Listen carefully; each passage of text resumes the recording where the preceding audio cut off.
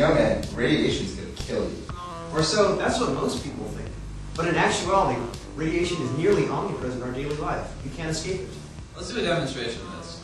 Turn on the Geiger counter, and let's see how much radiation there is throughout the next 10 minutes.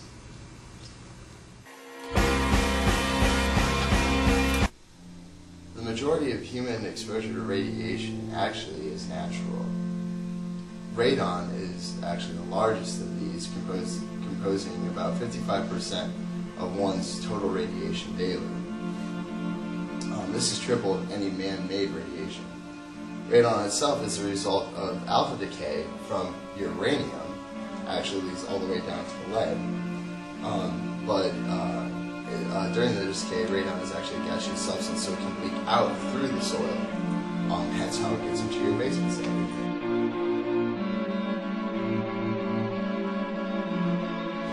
Another big form of radiation in our everyday lives that is natural is also comes from cosmic rays.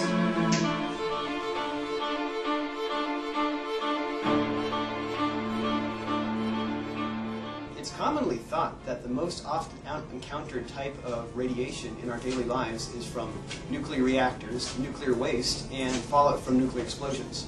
However, there is a wide variety of natural and consumer materials that produce much larger amounts of radiation that we encounter, such as building materials, smoke detectors, X-ray machines, cigarettes, CRT computer monitors, bananas, and Brazil nuts. Wait a minute, if we can't see the radiation from these sources, then how do we detect them? This is done with the infamous clicking of a Geiger counter. With one of these, we began a pursuit for these sources of radiation. Our procedure was simple and required two people. One person activated the Geiger counter and timed the trial. The second person marked down tallies for every click the Geiger counter made. Each test was run for 5 minutes, enough to gain reasonably consistent data.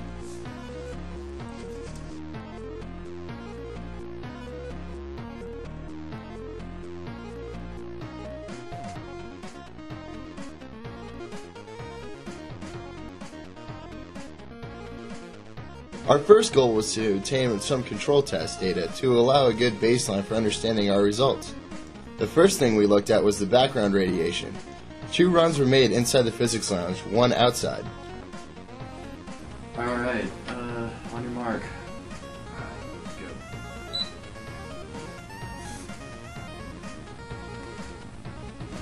Regular results were generated, about 50 counts per run.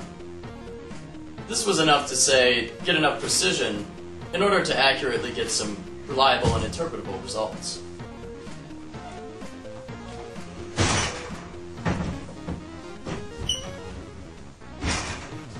Additional controls were used that we were certain contained detectable levels of radiation. Sodium-22, which breaks down via gamma decay.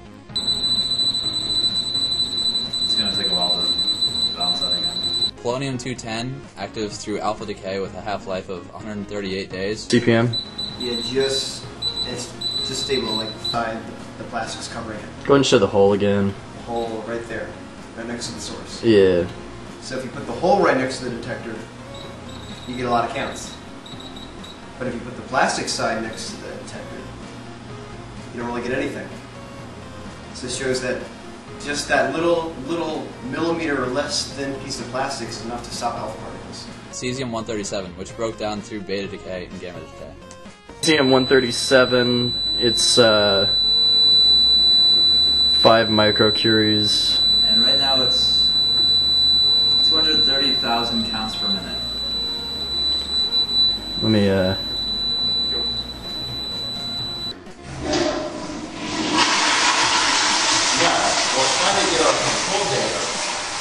Using the Geiger meter, we actually had some problems measuring the certain types of counts that, to actually count them. So we had to use the onboard meter.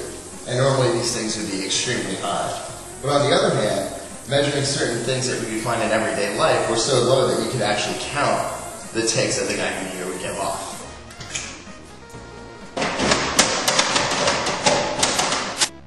The sodium-22 gave off nearly 12,000 counts in 5 minutes. Polonium-210 emitted around 21,000 counts in 5 minutes. Cesium-137, however, blew both of them out of the water.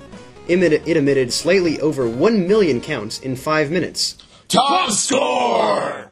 So with a solid baseline radiation of almost 50 ticks per every 5 minutes, we're looking for something that's at least 55 so that we can see a substantial increase in the source that we're looking at.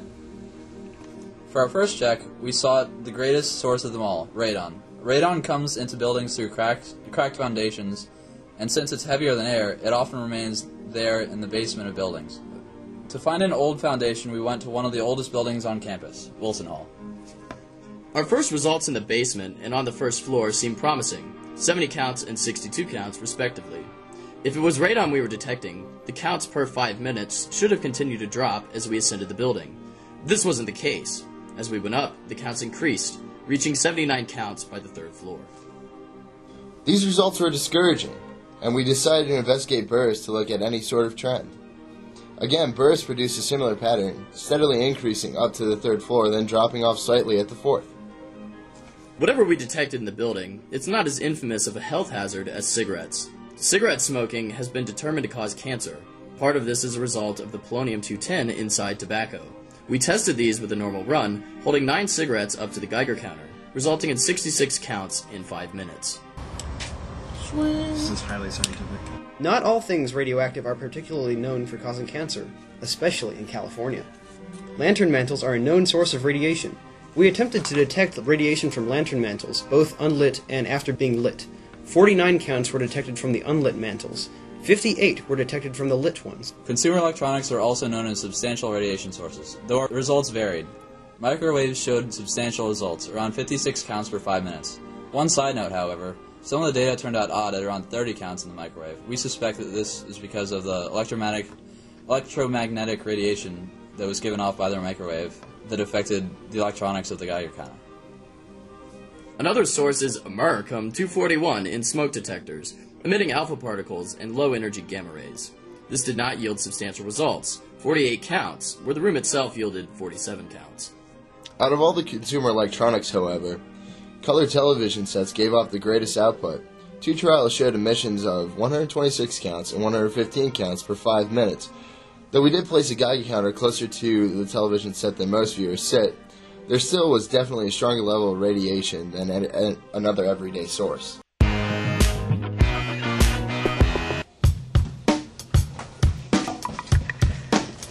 Our results aren't perfect, of course. There are a few places where error could have affected our data. For example, our Geiger counter is almost a year overdue for calibration. We also could not detect anything that might affect the electronics inside the Geiger counter. The problems with the microwave test are a good example of this. Our strange results in Burris and Wilson may in part be due to the radio transmitter located on top of Burris, similar to the situation with microwave. Additionally, static from the television may have affected our results from the television tests.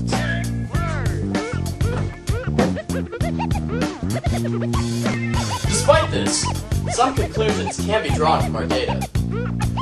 Greater numbers of counts were found from things that we expected to emit radiation, varying from 10 to 20% greater than the norm. The results from this range included cigarettes, lantern mantles, and the microwave. Even then, these results are not strong compared to control sources, especially cesium-137, where even the television set emitted 126 counts and 115 counts per 5 minutes.